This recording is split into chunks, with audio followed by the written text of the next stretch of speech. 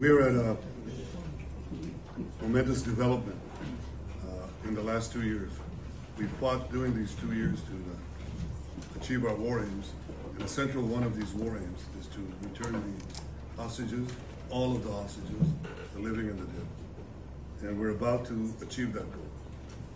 We couldn't have achieved it without the extraordinary help of President Trump and his team, Steve Witkov and וקושנר.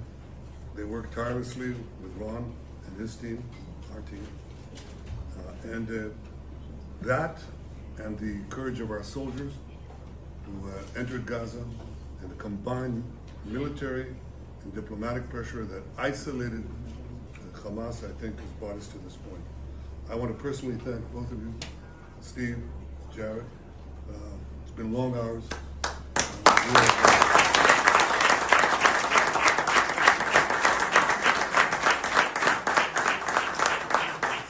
You worked around the clock, but not only worked, I think you put in your brains and your hearts.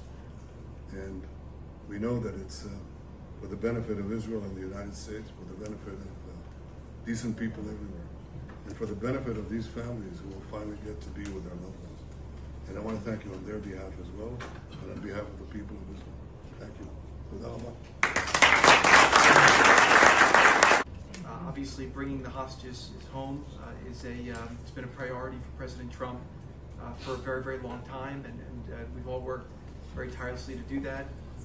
But I really want to say that this all would not have been possible without the bravery of the IDF and the soldiers, what they've accomplished not just in Gaza, but also what they've done in the theater over the last couple of years to eliminate Hezbollah in the north and really degrade them.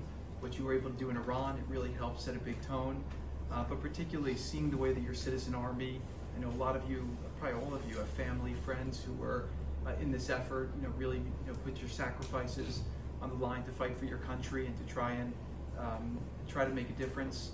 I think that made a very, very big difference in there. And I want to just give a very, very special thanks to Prime Minister Netanyahu, who really did an incredible job with this and did a great job with the negotiations. You held your lines firm, and I think that between you and President Trump, you had a lot of alignment on what the end state should be. The hard job was the Prime Minister's. He had the job of protecting this country. He had the job of making tough choices with regard to how tough to be with Hamas, when to be flexible, when not to be flexible. I think to myself all the time, I lost sleep over it. What would I have done in some of those circumstances?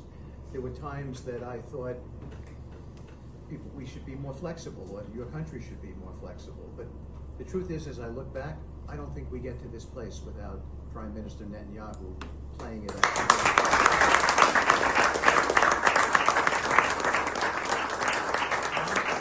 And I'm not just saying that. They're not just words. The President believes that. My President believes it. He believes that Prime Minister Netanyahu made some very, very difficult calls, and lesser people would not have made those calls. And here we are today because Hamas had to, they had to do this deal.